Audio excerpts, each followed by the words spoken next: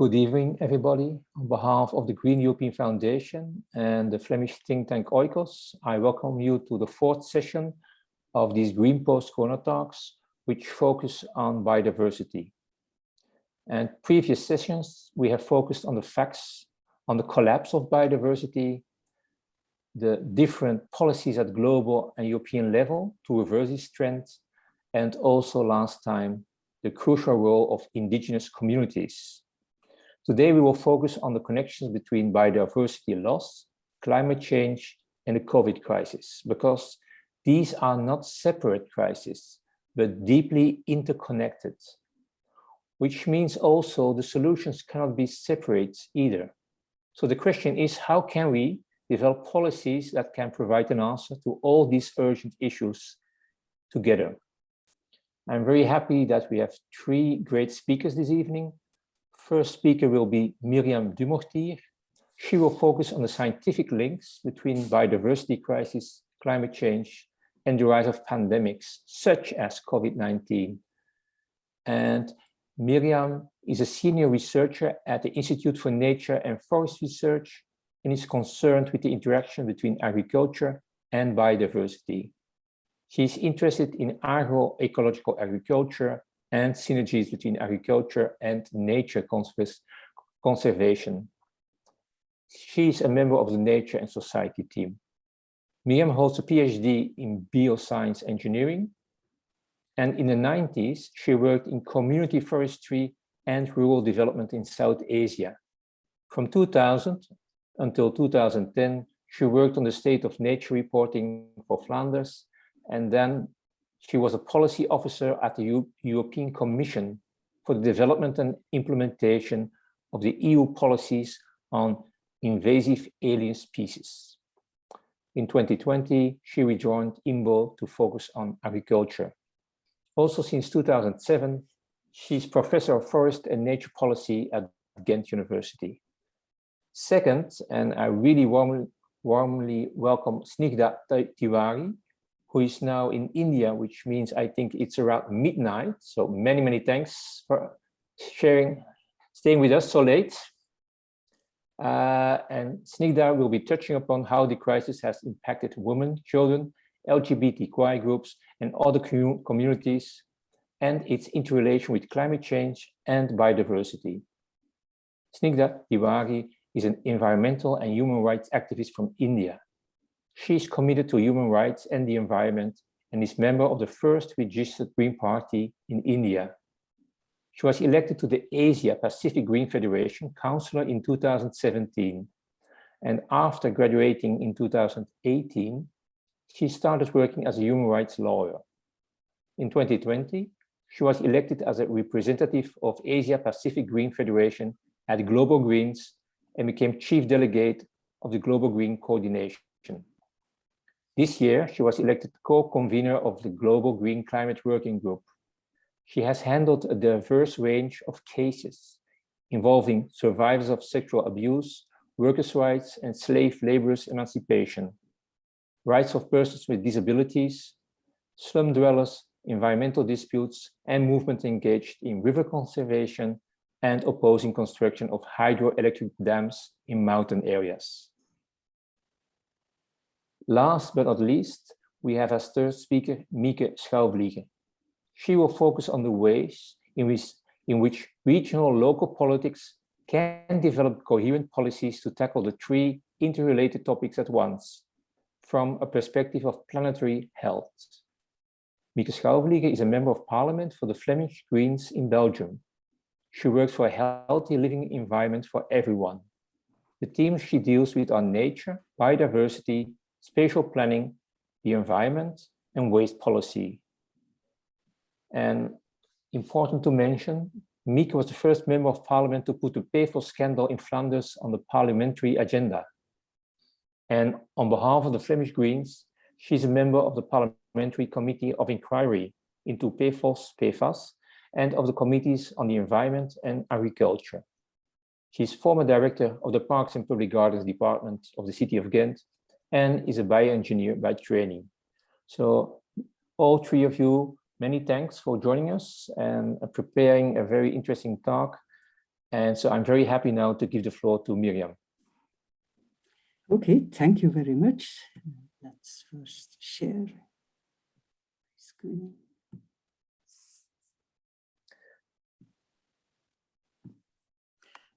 Okay. Yeah.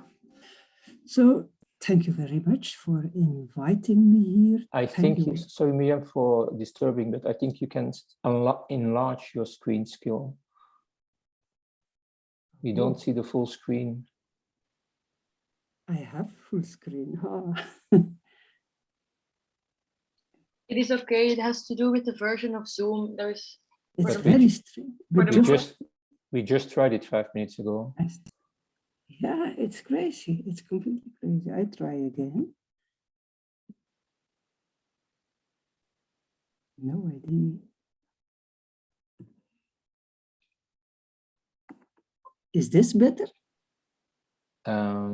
Are you in presentation mode? Yes, yes. Yeah. Well, it is what it is. So if it's very strange, and I thought this is already better. Yes.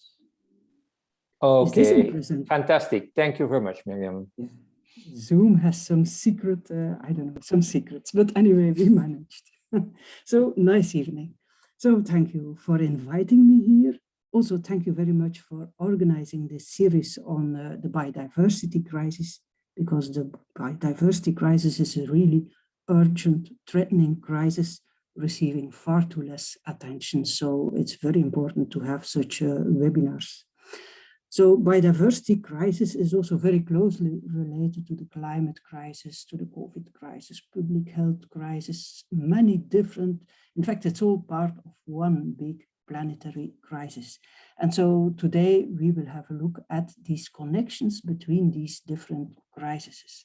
And to do this, I will go back many years to the origins, to the emergence of life on Earth, some 3.5 billion years ago. This figure is about the last 600 million years. And what you see on this figure is the development of biodiversity. The higher the graph goes, the more biodiversity there is. If you look well, you see a lot of increase in biodiversity, but you also see drops in biodiversity. And if you look well, you see like 5 major extinction events.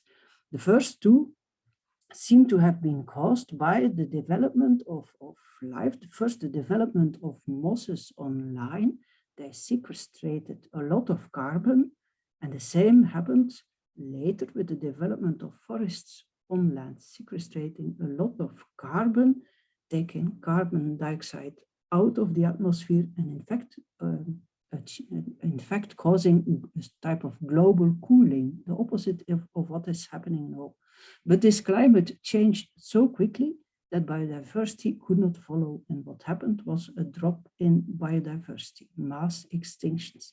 When we look to the next 3 mass extinctions, they seem to have been related to meteorites or to volcanic eruptions. And what happened then was a lot of release of carbon dioxide. And so we got global warming. So these are the 5 early mass extinctions during the development of life on Earth. One other important event is the disintegration of Pangaea. From then onwards, we had different continents, which means that biodiversity developed differently on these different continents. So this gives a lot of diversity in life on Earth. So there are 3 things to remember from this graph. That the biodiversity co-evolves with its environment, the environment, the climate, it's all gradually changing, but it's changing over time scales of millions of years. So biodiversity follows.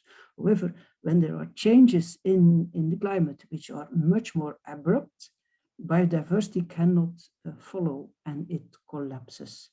And then the third one is that biodiversity evolves differently on the different continents. And so if we move species across the continents, we are really disturbing these very complex, fragile systems. Now I go on in time, I go on to the very last of this graph. This is 600 million. I go to the last 100,000 years. And 100,000 years ago, humans, modern humans, were already present on Earth. And on this graph, you see the climatic fluctuations. And during all these fluctuations, you see migrations of humans across the globe. So the humans were quite a special species. They migrated and they settled everywhere. And when you look at the end of this figure, the last 10,000 years, you see a very stable climatic condition. And thanks to this stable climatic condition, the humans did not have to move around again because the climate was stable. They started sowing and doing agriculture, and that's how we developed great civilizations on different places on the planet. Now, when you look at the very end of this graph, and you cannot see it very well here, you see some destabilization. And this is what caught the attention of the Swedish scientist Johan Rockström and his colleagues. He was seeing we are affecting with all our activities, we are affecting this climatic condition. And he was wondering, how far can we go without really having irreversible changes, without getting back in these earlier very unstable conditions? And that's how he got the idea to work on what is the safe operating space for humanity. And that was the basis of the next figure, which we all know very well. This figure identifies 9 fundamental processes on Earth with some, or the green area in the middle is safe. Then there's the yellow area, that's the zone of uncertainty. The red area is the zone beyond uncertainty. There really irreversible changes are taking place. And the two processes where this is happening is genetic diversity, biodiversity on the one hand, and nitrogen cycle on the other hand. And meanwhile, there has been a new study on the novel entities like PFOS, and there they have proven that also this fundamental process is beyond the zone of uncertainty. Now I will continue on biodiversity. Since then, the evidence on the biodiversity crisis, on the 6th extinction, is just growing and growing. And the major report there is the IPBES report, the Global Assessment Report on Biodiversity and Ecosystem Services. They estimated that 1 million species on Earth are threatened with extinction. And so that is one of the figures from this report. You see different taxonomic groups, and in all of these taxonomic groups, the percentage of species-driven extinct is increasing. We see this across taxonomic groups, we see this across continents, we see this across ecosystems, we even see this in the human bodies. This is a paragraph from the same report, which caught my attention. And there they show that the human microbiota, in the human body, we have more microorganisms than we have own cells. There is a decrease in biodiversity inside our human bodies. And this has been related to many modern day non-communicable diseases such as asthma, allergies, autoimmune diseases, and so on. So biodiversity is just everywhere on Earth at all levels. I go on to the climate crisis, and this is a report that was released just last week. It is a part of the 6th Global Assessment Report, and it's the part focusing on impacts on ecosystems and on humans. And this figure here, you see a series of continents and a series of major ecosystems in the lines, and in the columns, you see changes in ecosystem structure, in species range, and also in phenology, always for terrestrial freshwater and oceans.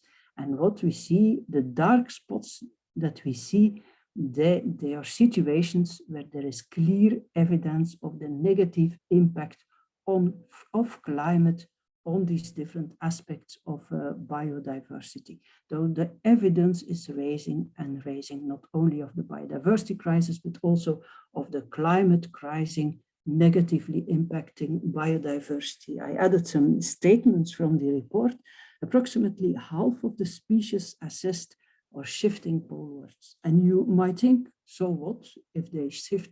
But it's not as simple as that it's really a big problem, because some species shift and others do not shift. Some are able to shift. Birds, they just fly more north if it's getting too hot.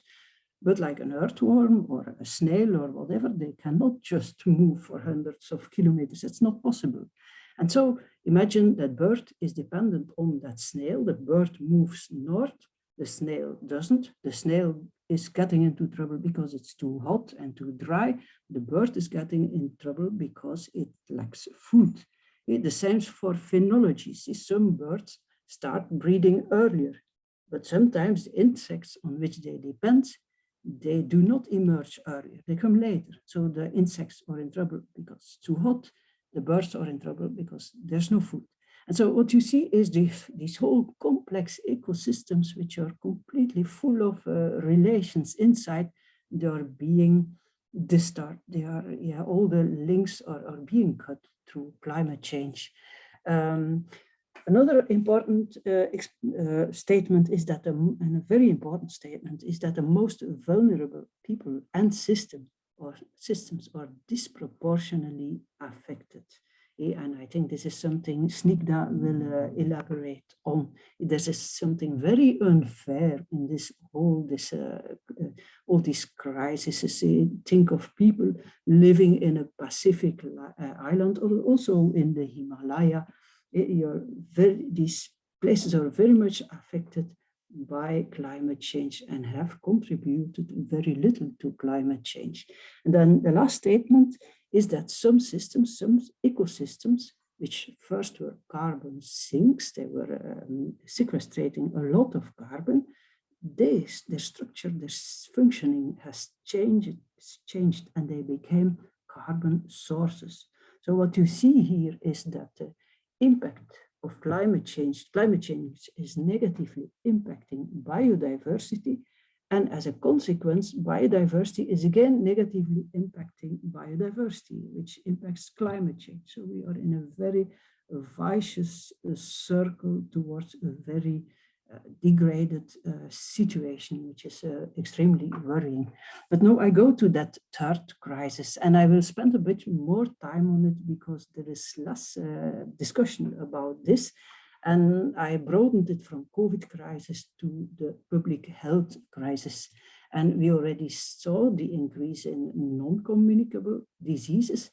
Here is the increase in infectious diseases. You see a systematic increase. You see a peak in the 80s, which is related to the AIDS epidemic. So, but if you don't take into account this peak, you see a systematic increase during these 60 years. 335 new infectious diseases emerged, affecting humans. 43% of diseases originate from wildlife. And we see that there is a significant increase in the percentage that comes from wildlife over time. So there is more and more transfer of diseases from wildlife to people.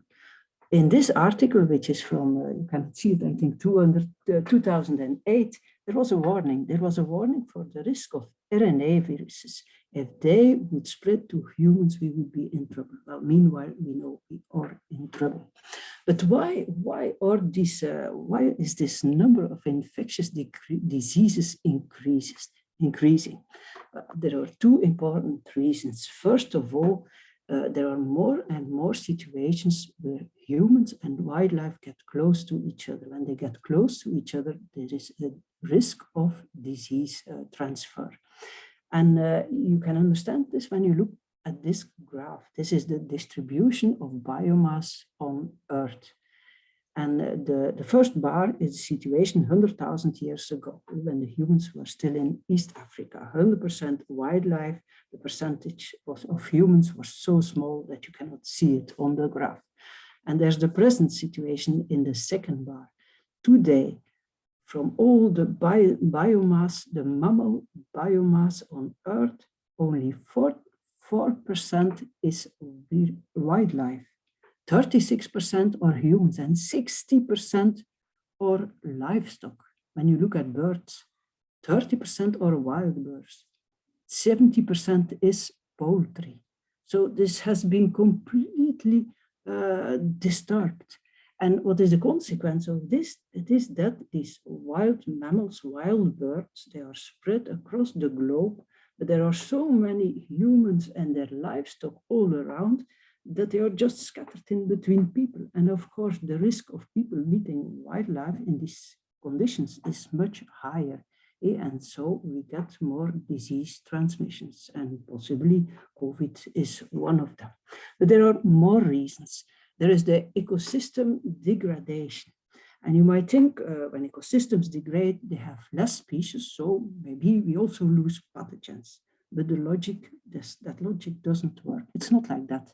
When ecosystems degrade, you have an increasing proportion of species carrying pathogens. And this has been clearly described in this article, for instance. And there is some logic behind this. Because if you think a species, if ecosystems are destroyed, the species that can survive, these are species which reproduce abundantly and quickly and can adapt to new environments.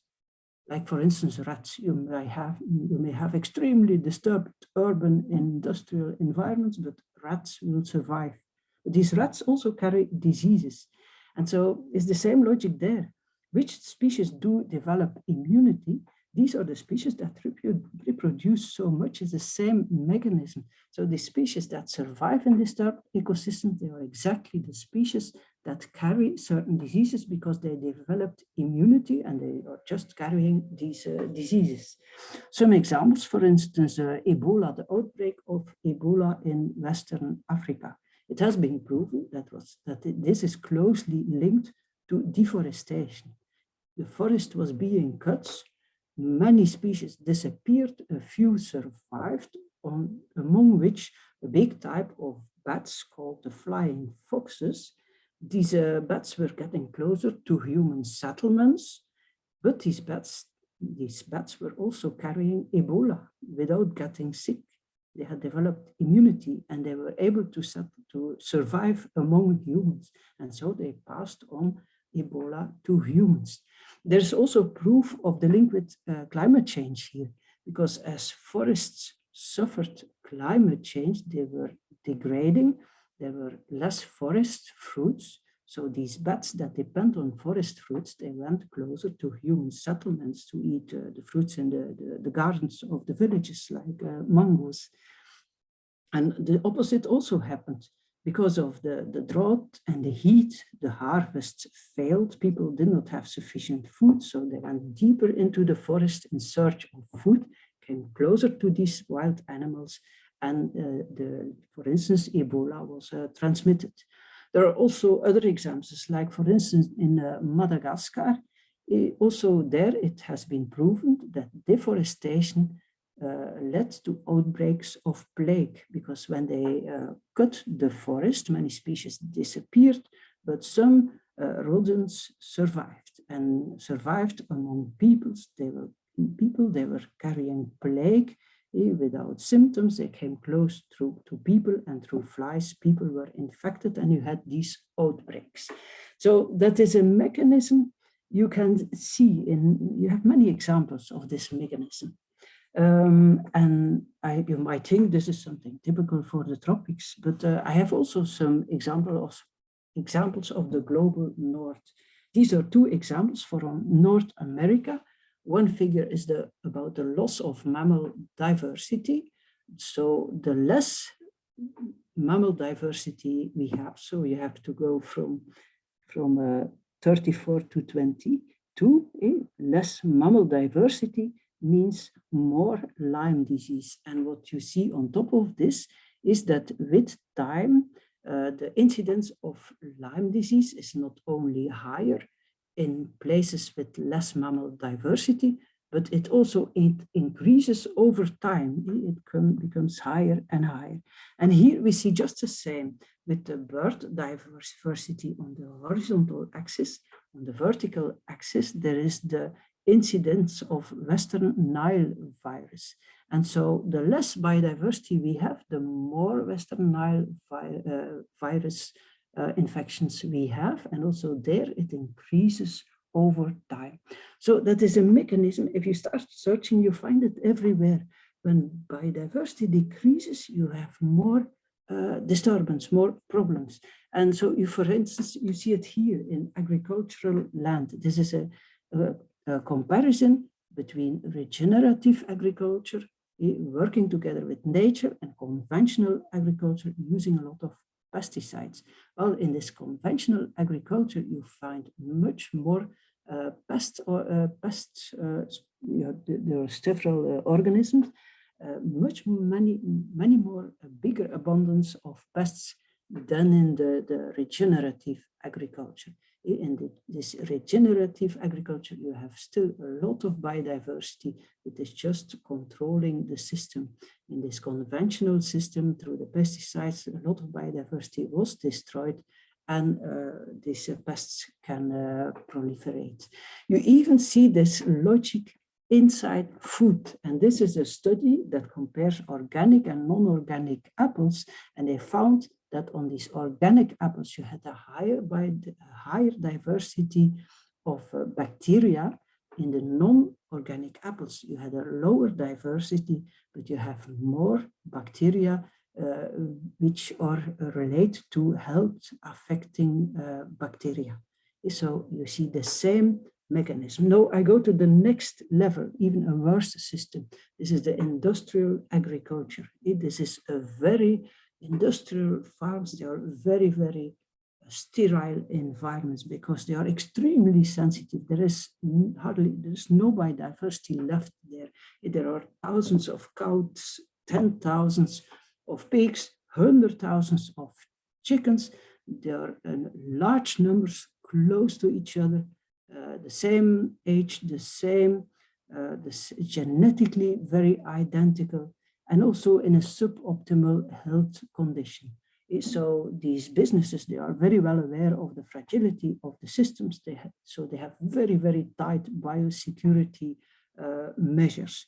But this is never 100% tight. And if there a disease comes in, it immediately spreads to many, many animals, causes a lot of disease and death. But there is something more.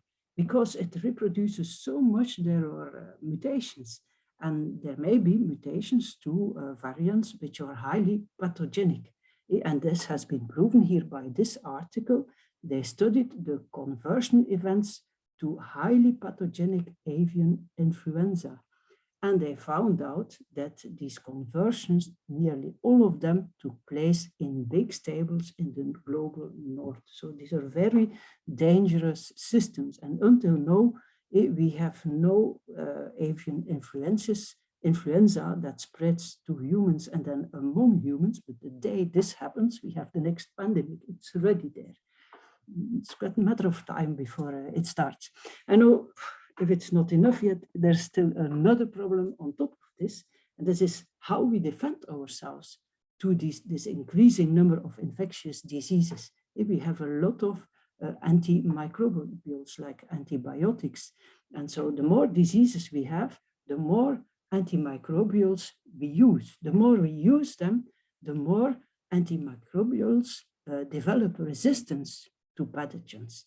And so this is a study on the future of early deaths among humans. And they predict that by 2050, the resistance of antimicrobial, the resistance will be the major cause of premature death among humans on Earth. So we are really in trouble. A multiple number of crises and reinforcing each other. So the question is, how do we get out of this? And so this is an article in Nature which modeled several policies. The bottom one, the gray one, is if we continue like we do. This sixth major extinction event will just continue. More biodiversity loss, more climate crisis, more health problems. If we allow this, we leave a terrible world for our children. Then there is the yellow line. When you talk about biodiversity, you automatically start, when you want to do something about it, the first thing that is said is nature conservation, nature restoration, protected areas. And it's extremely important. We need more and better protected areas to protect biodiversity. But if we do this to the best we can, we get the yellow line. So we can avoid the worst, but we cannot really restore biodiversity. If we want to do this, we also have to act on the areas which are not protected areas. We just have to act everywhere. Everywhere we have to try to work together with biodiversity, to be part of nature, to try to live in harmony with nature. This is the big challenge ahead of us. This is what we need to do to give a livable and a healthy planet to our children. Thank you.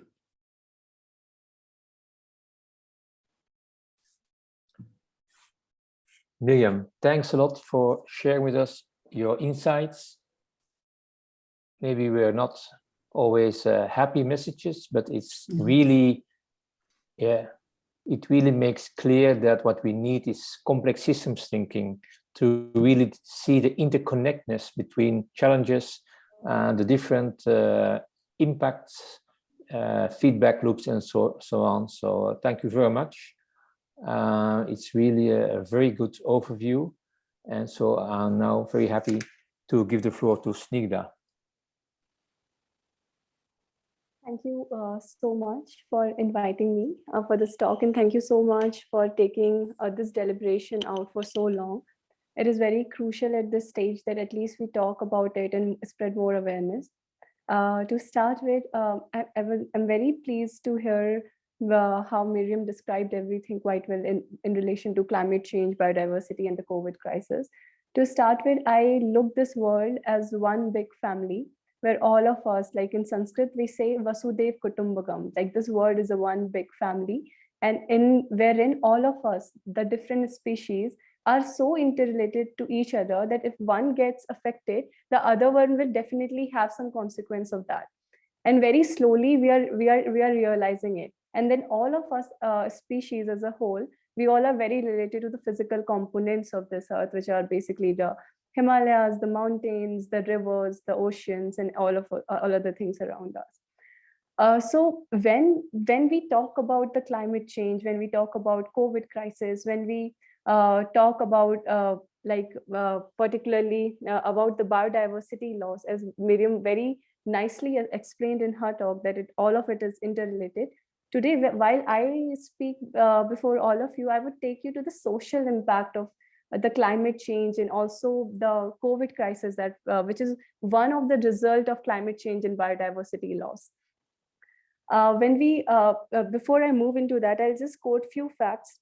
There was this 17th edition of Global Risk Perception Survey by World Economic Forum, which ranked climate action failure as #1 risk to this earth, and the second was extreme climate crisis, which the countries like, or particularly in the global south where I come from, we are facing extreme climate crisis, which is resulting in loss of human lives and also loss of biodiversity. And #3, they ranked biodiversity loss as one of the most important risks that we face. Taking the talk further from there, when we see biodiversity loss, when we see climate change, when we talk about all of this, what is required for us to look into are those groups which are vulnerable or which do not have the power or the say in a political system, in a social structure, or who do not have the opportunity economically to flourish or have that would result in a better chance of survival for themselves. When I speak of all those people who come from a particular class of society, which basically form the labor section of the society, or which, because of the city expansion in different parts of the countries, are resulting in urban slums where they do not have water, they do not have air filtration of any sort, or where they do not have sanitation and medical facilities for them in particularly in the countries in the global south, in India, in all other African countries, is a very distant dream. So when a crisis like COVID hit these areas or these sections of society, then it impacts them to the extent that we cannot fathom. They would suffer. They just don't suffer in having their chance of better survival, better medical health facilities, but they also suffer because their employment gets affected. They lose their jobs. Because they lose their jobs, then there is a apparent threat to the food security of the entire family they're leading, and which then further comes down to women in family, children in family. Particular in such societies, we have seen while we were working during COVID, that when there is food security in a family, in a country where I come from, in many other countries where the patriarchy is so much that the women in the family would get less food, and then she would have poor health, she would have multiple other health related conditions, and that would make her more vulnerable to any of the diseases which are out there, including the COVID or the corona crisis that we faced. Other than that, what we saw while we were working with the communities, particularly the young girls, we saw that the sanitation or the care regarding menstruation health or hygiene always takes a backseat.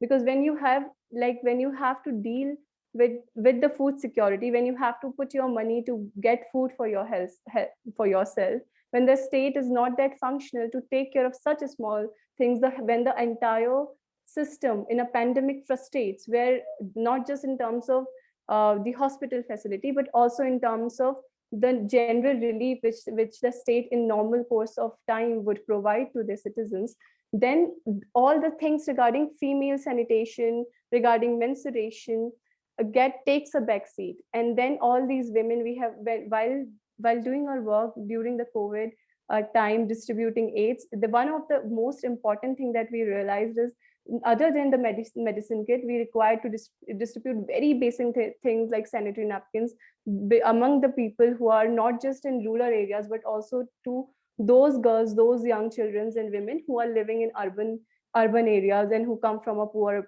family, poor economic background. So this is how a crisis is impacting women, particularly this is how the crisis is impacting children. But how the crisis is impacting children is that, again, I don't know how well it would sound to those in global north, that food security is one of the very important thing for those who are living in global south, particularly when the economic disparity is growing a lot, like rich are getting richer, poor are getting poorer. So in that situation, when we look at all other amenities or all other basic things that we consider very basic in nature, right, like right to education, right to have an employment, or have a livelihood, all these things again are completely neglected. All those families, we have seen a huge drop in the students going to school, particularly girl students, because then again family would prefer their son go to school if they have any money or limited money. So they will let the son in the family go to school and get education. But when they do not have money, and when they come from very poor social background, then they would just they will have to take the children out of school. And during COVID crisis, we saw that the public education system, which was there for free education and a lot of other facilities, completely shut. And other than that, what we face in the countries like us, because a lot of people would not have phones, would not have internet, then all that also impacted in their education. So that also became a privilege. And now after Corona, we are seeing that this has impacted the community, particularly those who do not come from a good economic background, that has like, it is still a struggle after Corona, and for them to join schools and for their parents to sustain their education and the state is not in that much of a role, or that the economy, the state's economy, the national economies are not that strong, and particularly in global south, that they take care of their citizens in every way possible, and like they do their basic duties, which is we are very critical of that, but that is happening. Other than that, how COVID crisis is impacting the LGBTQ community or the trans community, we in country, in like, we know the nature of work they were involved in, and we know the social stigma, the social taboo that goes around or flows around them being them as who they are, and the low acceptance of them in the society. And so because of that, what we saw when we were working with them during COVID and after COVID was that they again faced a very harsh time, because in India particularly, a lot of these communities depend on social gatherings where they go, where they attend the wedding, they give blessings to people, and in return they are given some monetary help or something, some charitable, like it's sort of a system where they earn money like that. Many other people in from the community are also, particularly the trans community, are also involved in such work, like in artistic, particularly the field of dance and all, which was badly impacted. But then, because the aid from the government was not so quick, particularly when the first wave hit countries like across, so they also got impacted. They again face, because of the already the social lack, the low social acceptance, and the lack of I mean, to say that the social isolation that they used to feel, they somehow found themselves to be alone. Very few NGOs and civil society organizations, and then those sensitive towards inclusivity in the community, when they started working, they started talking on, then we saw, okay, then the governments also realized, and they also went through the same process which I told about the women and children, particularly from poor communities. In countries like India, where I come from, we also have a social structure where we have a caste system, where those people who come from upper caste, like who are like supposedly privileged, face different sort of were in a better position to were in a better position to survive crises like the corona crisis. But those coming from very like the lower castes, like particularly the Dalit communities or scheduled tribes people, they were more they were more affected by the crisis. They had less chances of survival, because again, because of this entire social structure that we have. When we talk about intersectionality, when we talk about people of color, when we talk about women, and like when we see it from different lenses. So if we see it from that particular lens, they had, because of all these factors around them, even they had very less chances to face, to meet their ends need, and to take care of their families. And then, and the saddest and the most unfortunate thing is that all these people have no, like, they have no say. They just have the right to vote. They vote. And most of the times we see the political system is so corrupt that when people and every citizen is casting their vote, they're not very well aware of the policies, and most of the time the voters are bribed. So they do not have any say in what is happening, what are the policies, but they are the ones who are most affected by any such affected by disasters or weather extremities or COVID crisis. So this is a very unfortunate part. And when I see particularly with the communities who are more dependent on forest produce, or who are forest dwellers, who are indigenous people. So when we look at them, they are the ones who are actually coexisting with nature, and like since ages and they have their own beautiful system or their own beautiful culture. But when the COVID crisis reached their areas, they did not have anything to rely upon. That in many places they did not have basic healthcare facility or system built for them in such areas, particularly in the where I come from. Like when we talk to them and how not just the COVID crisis, but the climate is affecting their life, is that because and particularly women in indigenous community or in the rural setup, is that the women are the one who are farmers. The women are the one who are going out, who are taking forest produce, who are going to fetch water from streams or from wells or from natural water aquifers. So when this entire climate change is happening, there is the change in season, there is extreme drought, sometimes there is extreme rainfall. It has entirely affected their day-to-day life. It has entirely created a sense of stress. For example, there is a state in India, in Rajasthan, the women in Alwar district in Rajasthan, they are mostly farmers, and it has become extremely difficult in that it's a desert area, and it has become extremely difficult to have natural rain, and a lot of agriculture that the women farmers are doing there is to sustain their families. They preserve their seeds, and then they produce it for the next season, and then they feed their families. But what is happening, because there is less rain because of climate change and the human actions, whatever like mindless developmental policies which we have, that has impacted even that basic things, like those easy things in their lives, and that is now resulting in a situation where women, the young girls, like there are reports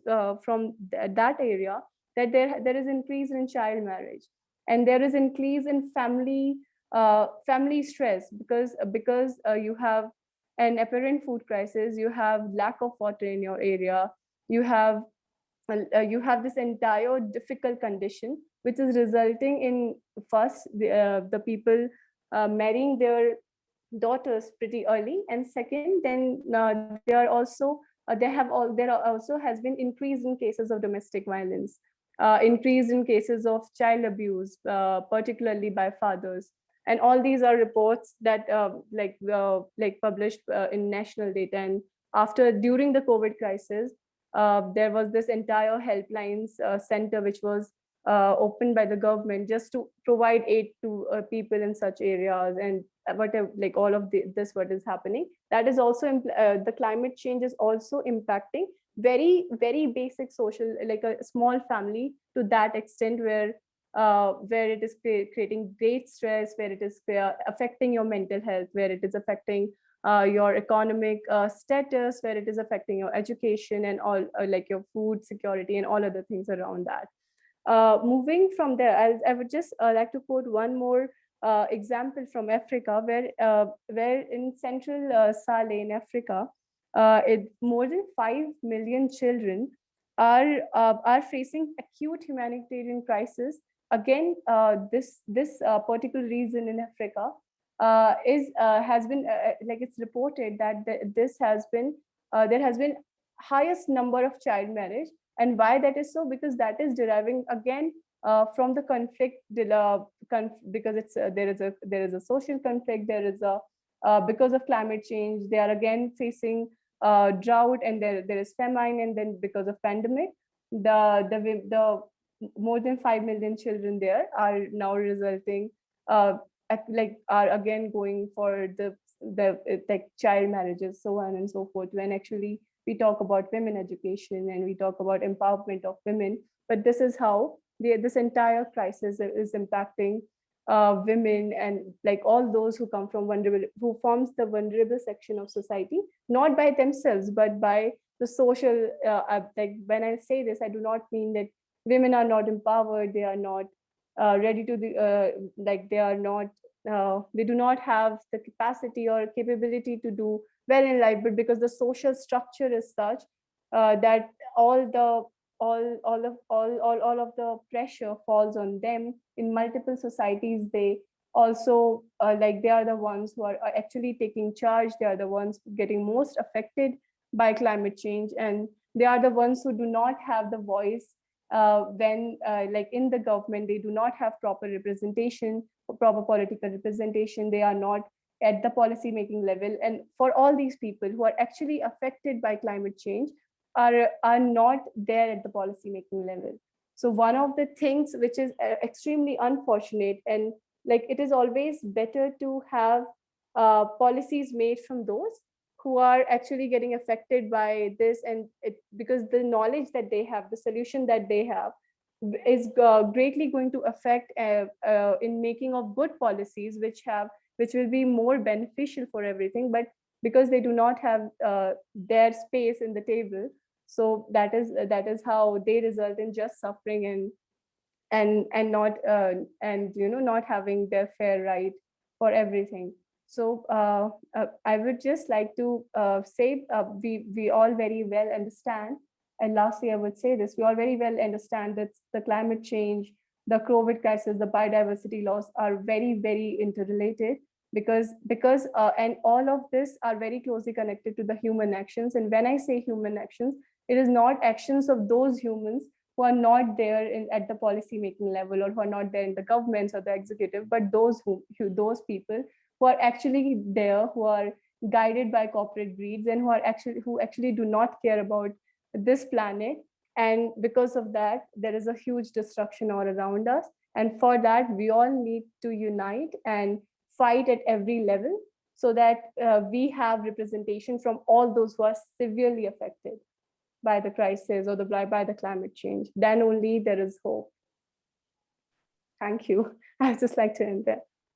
Okay, many thanks for this very insightful talk, and I think it was really also very complementary to Miriam, giving more the scientific reports, and then Smigda, you with your, let's say, stories of vulnerable people, vulnerable groups, and how what Miriam already said in a more general way, how unfair the current situation is, that the people that are the least responsible for climate change are the most impacted. I think you really, gave us a very good insight in what this really means for everyday life, for different people, different groups. And so we had a scientific global scope.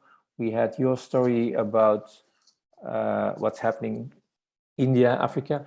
And so now we turn to Western Europe, Belgium, even smaller region, Flanders, region of Belgium, where, you could say it's a different story, but in a way it's the same. Of course, it's a different, it's of course a high income country, so there are of course real differences, but the lack of good policies, I think, is something quite similar. So I'm very happy to give the floor now to Mieke, who will explain the policies that are lacking and the policies that are required in Flanders. Yeah. Thank you, Dirk. Thank you for inviting me here for this very important discussion.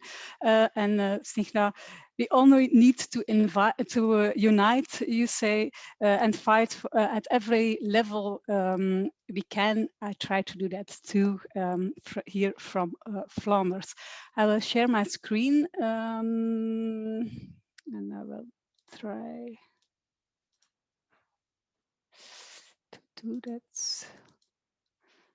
Yeah, do you see my screen? Yeah. Yes, okay. Perfect. Thank you.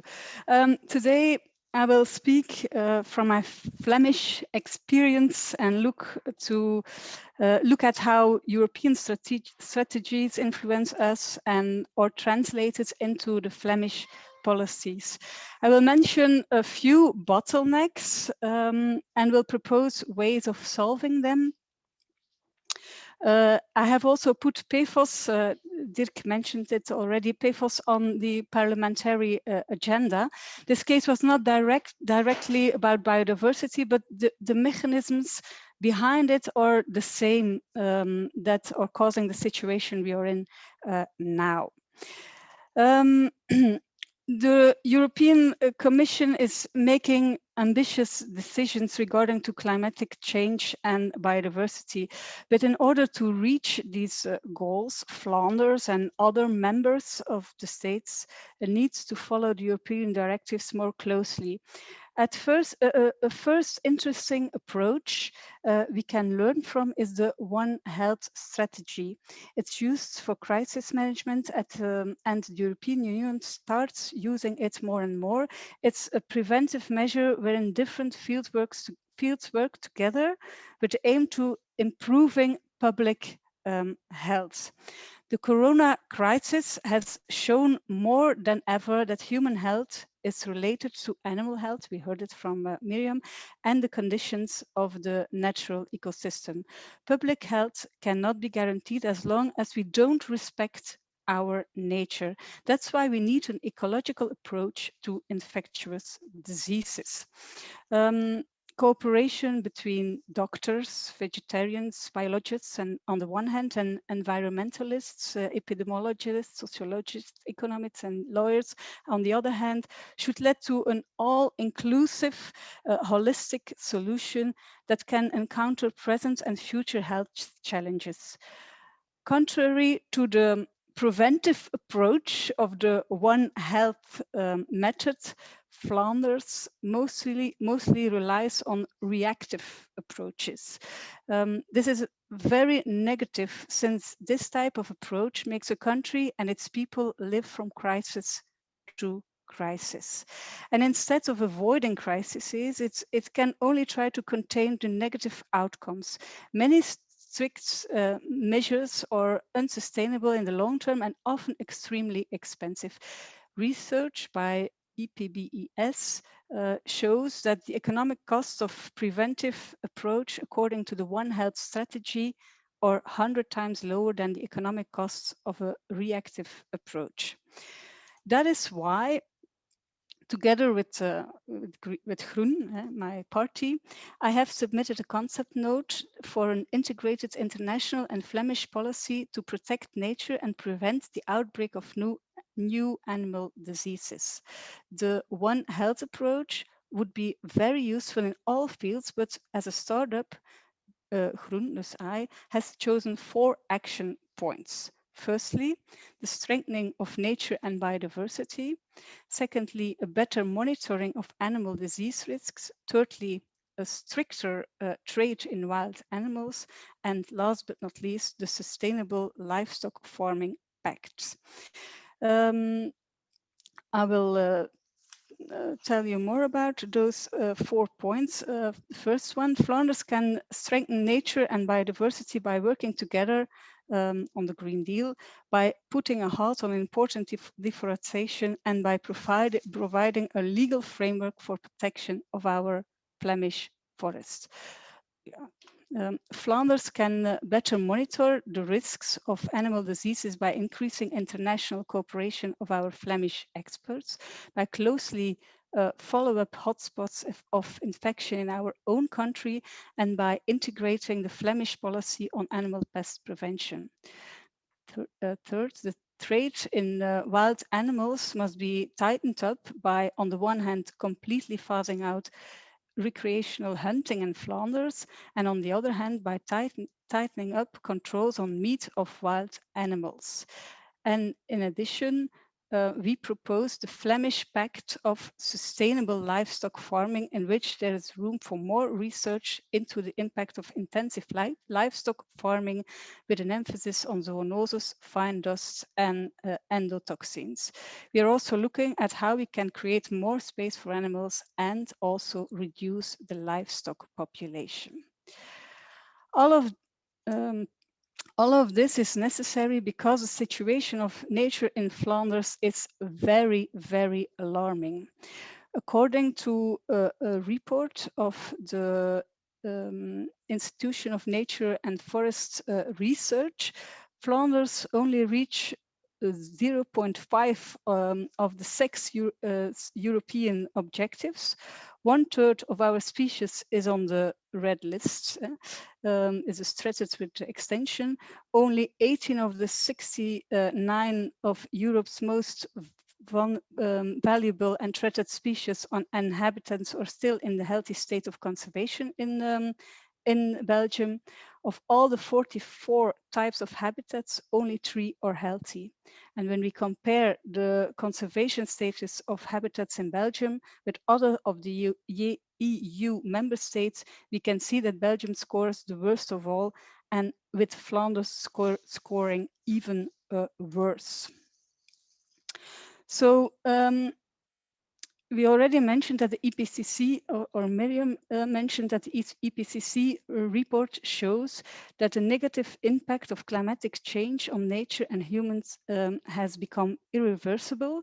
This will be tons of harms and losses there will be tons of harms and losses worldwide. But also Flanders suffers from extreme weather conditions with a higher frequency due to further climate change. Dramas like the flood in Wallonia last summer will become more likely to happen again. A recent simulation has shown that the outcomes of a water bomb on Flanders would be way more severe than first expected and could impact on an average of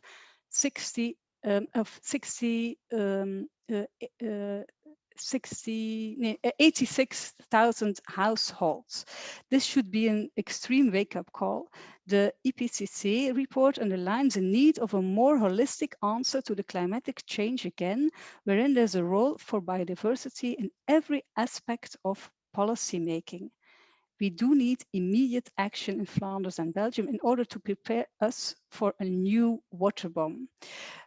After 4 years of drought, the Flemish government did decide on a Blue Deal to prepare Flanders for more droughts. This action program exists mostly of separate actions that are area focused, and another time it are not structural adaptations or structural adaptations of laws. Luckily, they founded also a think tank under the leadership of Henk Ovink, the water boy, to examine what additional actions are needed to arm ourselves against a large water bomb. This is a good step in the right direction, but it shows that Flanders always waits for a crisis to happen in order to take any action. Now there is a need for an integrated policy, including larger wetlands for water collection and retention of water in our open space and nature reserves, because nature reserves can play a special role in this and will improve our resilience for extreme water conditions.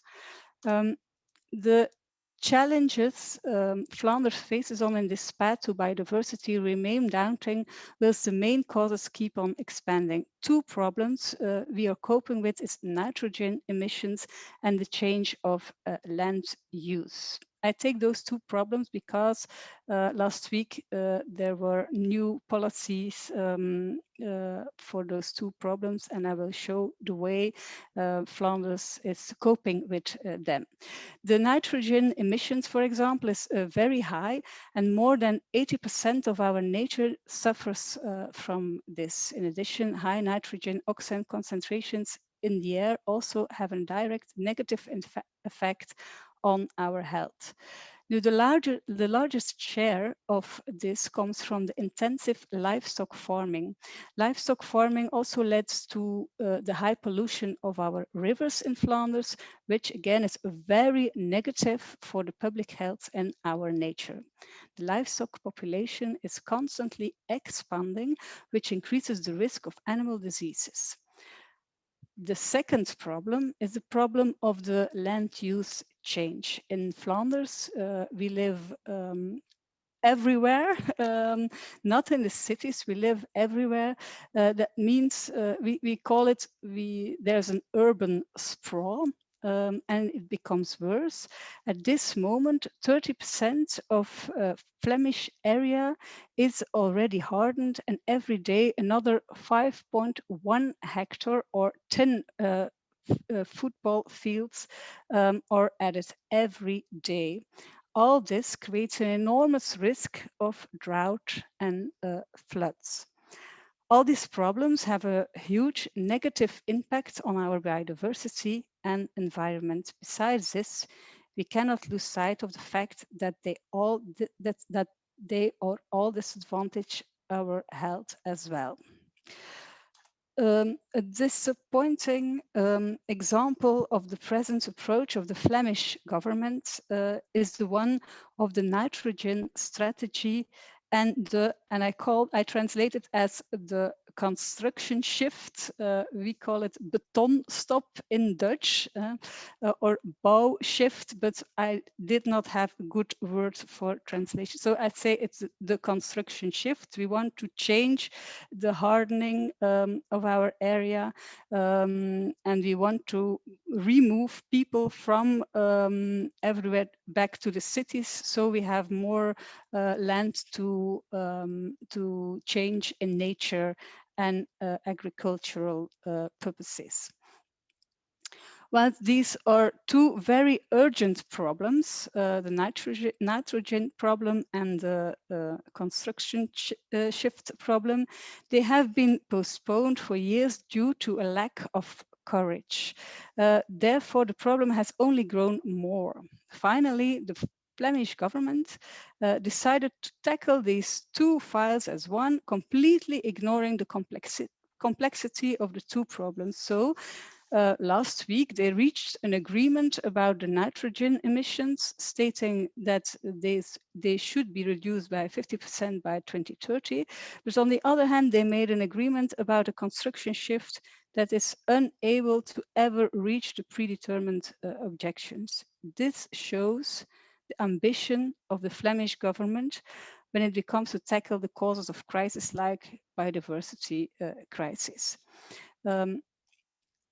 Nowadays, Flanders is mainly fighting to symptoms and unfortunately does not place policy decisions in a larger framework of biodiversity improvement. The ambition of the current Flemish Minister of Environment are still shortcoming, while the One Health approach is receiving appraisal worldwide. Our proposal of integrating different approaches was denied by the Flemish government. Even though there have been promises for expanding forests, there is still a lack of complete vision to improve Flanders' overall biodiversity. For years now, Flanders has been concentrating the policy decision about biodiversity mainly on the Natura 2000 areas, the special protected zones, in which they then pump a lot of money and resources. In doing so, however, it loses sight of the general nature of the biodiversity crisis. It would be better not to limit nature into reserves, but rather to look at the structural causes of the crisis and tackle them. After all, the impact of other factors is so great that the current biodiversity policy is just fighting a losing battle. So what do we want? Firstly, we plead for integrated solutions where the One Health principle will be implemented in all policy making. This means more cooperation between all different institutions and biodiversity as a criterion for all policy decisions. This would mean that new policies should always comply with requirements about health and nature. Besides that, we want to put a stop on activities that have such a negative impact on nature that they stop the development of biodiversity. And what did we do? As said before, we had presented a draft proposal of the use of the One Health principle in situations involving biodiversity and animal use. but we have other proposals too. Another one is the 50-minute city. And what does that mean? That every, and maybe it sounds rare for somebody of India, but here it's not that rare. Every inhabitant of Flanders should have access to nature within 50 minutes of walk to improve the general quality of life. It's a very important principle that we try to use in spatial planning. And another proposal is that we are working on the legal protection of our forests. But as you can see on the picture, we propose a lot of things, but often the parties do not agree. In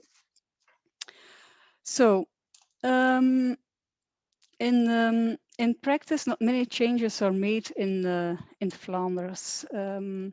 The compartmentalization of the responsibilities and the information stays a big problem. Besides that, the government keeps on making rules that they know will not ever meet European targets. Instead of making resolute and daring decisions to prevent problems, the Flemish government lives from one crisis to another. This shows when we look to the nitrogen crisis, the drought and the floods in Belgium, and also the PFOS crisis. When facing a crisis, they look for solutions, but often the solutions are still too fragmented and don't solve the root of the problems. So I will end. I will end with something else. This is why there is still a big importance to civil, and I don't know, is it better? Yeah, okay. This is why there's still a big importance to civil action groups. As shown in the PFOS gate, it was because of civil action groups that this topic made it to a political agenda. On top, the pressure of action groups also made a groundbreaking difference. This indicates that civilians' pressure to hold politicians accountable to is more necessary than ever when it comes to the biodiversity crisis. So that's the end of my presentation.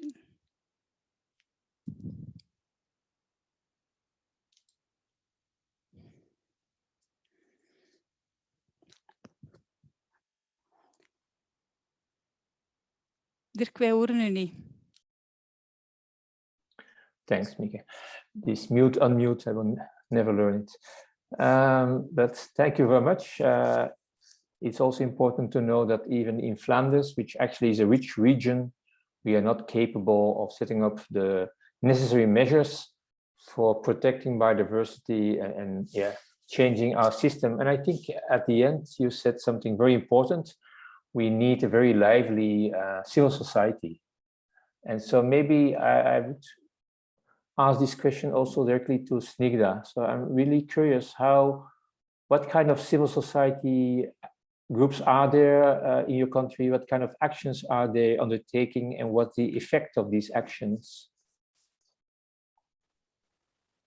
Thank you so much for your question.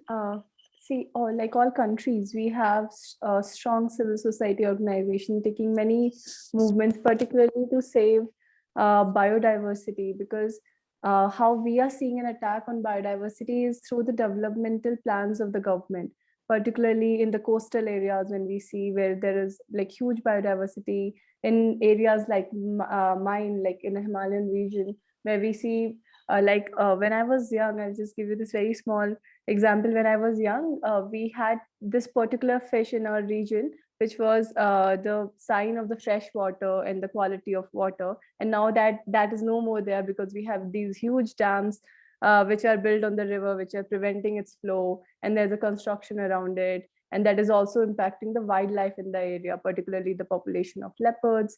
And then leopards are moving from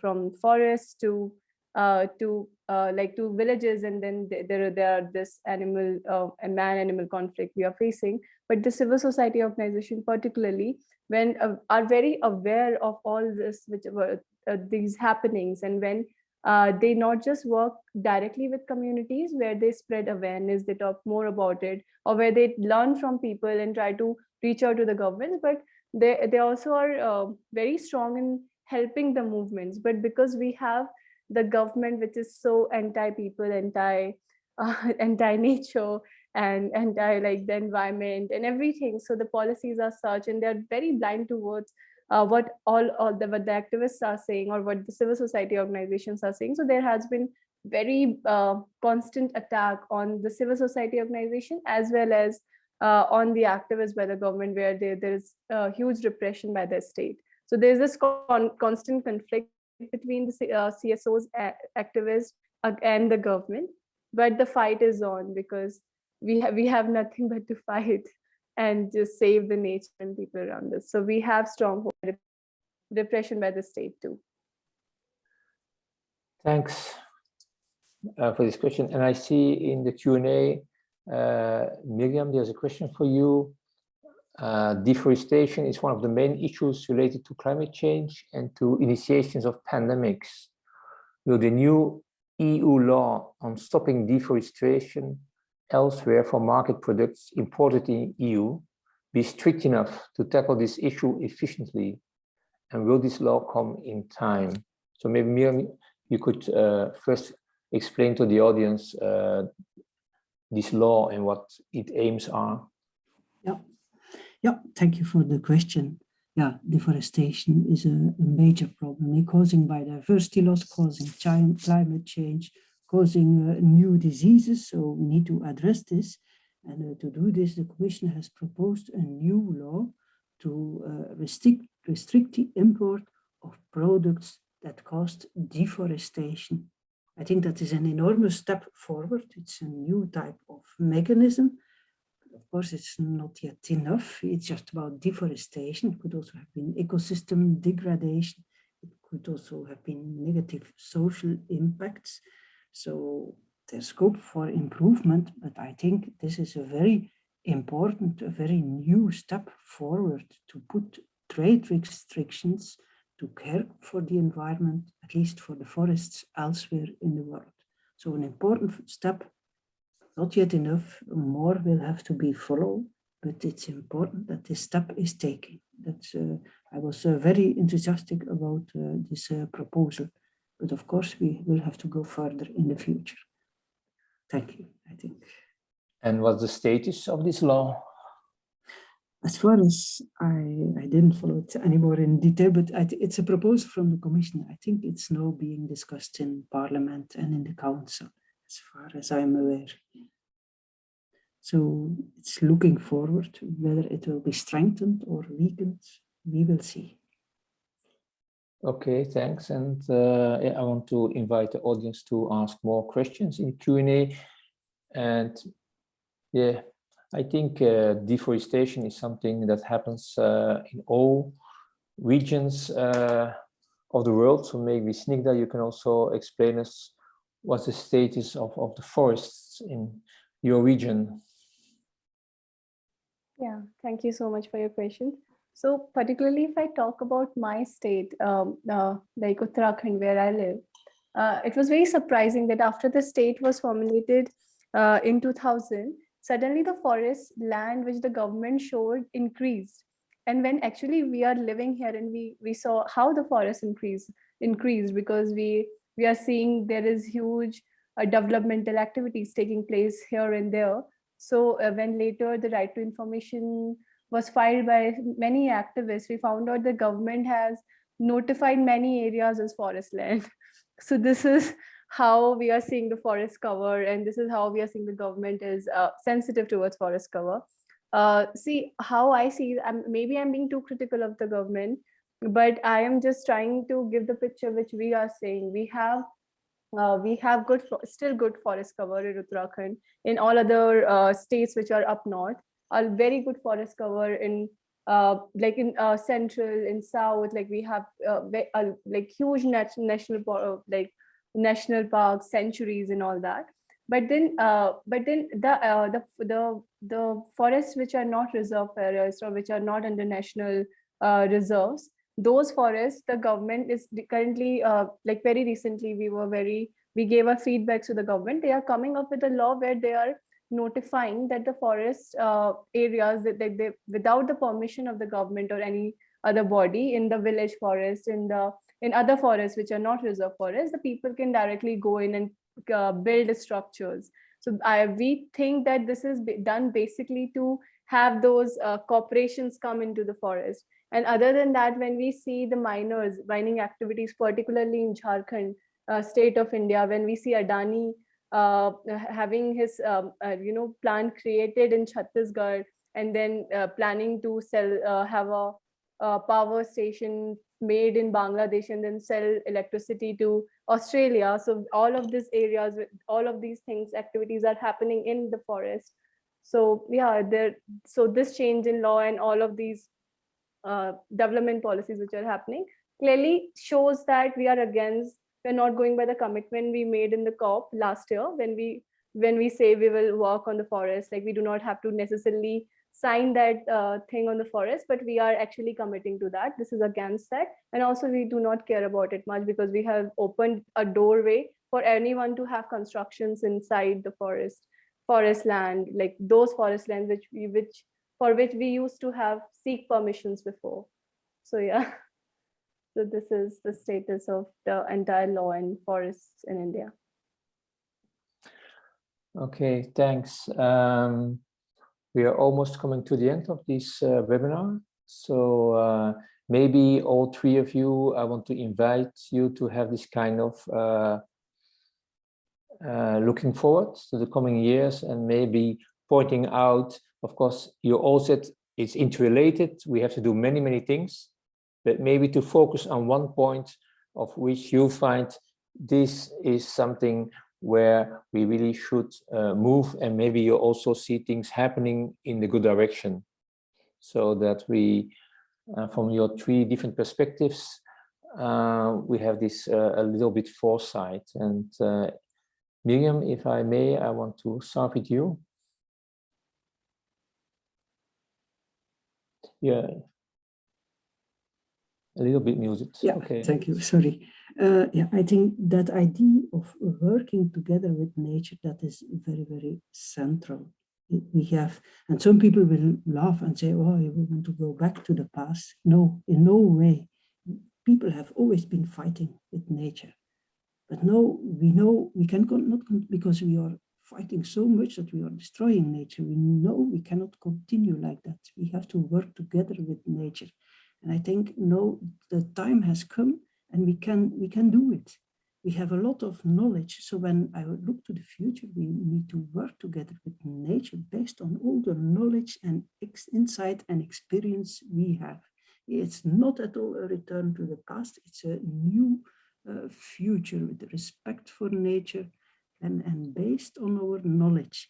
And it works. And I can see it, for instance, in agriculture. You have the conventional agriculture, very large scale, using a lot of agrochemicals, but you have a whole counter movement, agroecological farming, working together with biodiversity, and it works. And that is the way we need to continue. That's our only way out, because with this current intensive agriculture, we are destroying our soils, we are causing more climate change, we are just in the trap. We need to get out and put this principle, working together with nature, put this principle central. And so that is a completely new way of life, a new way to organize our society that should be at the center. Okay, thanks a lot. Snigdha, your little forecast. Yeah. So yes, I would just say, after hearing everyone speak, we are seeing that COVID crisis is killing people today. Climate change is also killing people today. and also impacting biodiversity in the way we could have never imagined. But then when we see the actions that we take for both these things, like the COVID crisis and the climate change which we are experiencing, that there is a stark difference. Why that is so? So we need to treat this climate crisis as we try to deal with the pandemic with, you know, extreme sense of urgency, which is completely lacking there.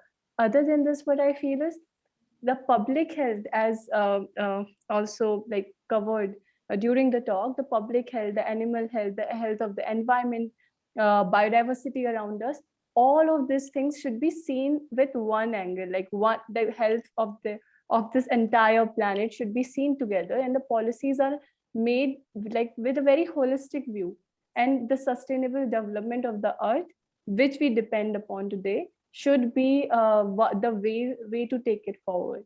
Just that much. Yeah. Thank you very much. Mieke. Okay, yeah. Working together with nature, that's of course very important, but what I think it's also important is that because of Corona, people were stayed at home, and suddenly they discovered nature in their neighborhood, and because of that they begin to love nature again. And I think we have to keep that feeling. We have to use that feeling to make people fight for nature again. I think we have to hold that principle, and if we can do that, then I think working together with nature will be easier. Mainstreaming biodiversity will be easier. So please, people love nature in their neighborhood now because they discovered it because of Corona. Let us use that and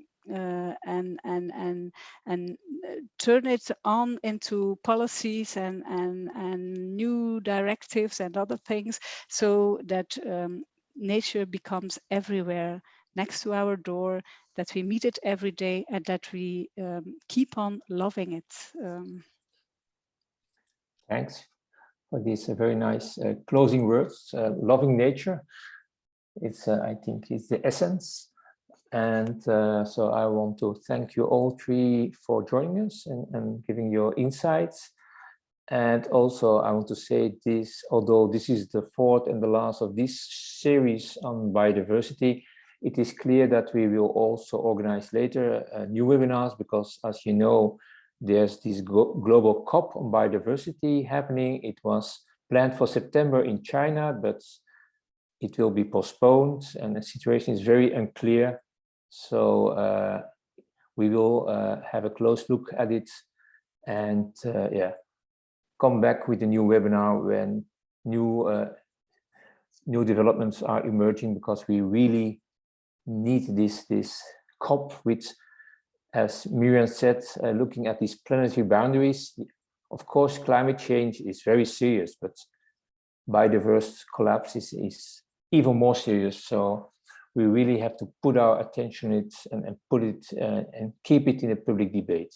So, public at home, many thanks for watching, and yeah, Miriam, Smigda, and Mieke, thank you very much for your very welcome contribution. Bye.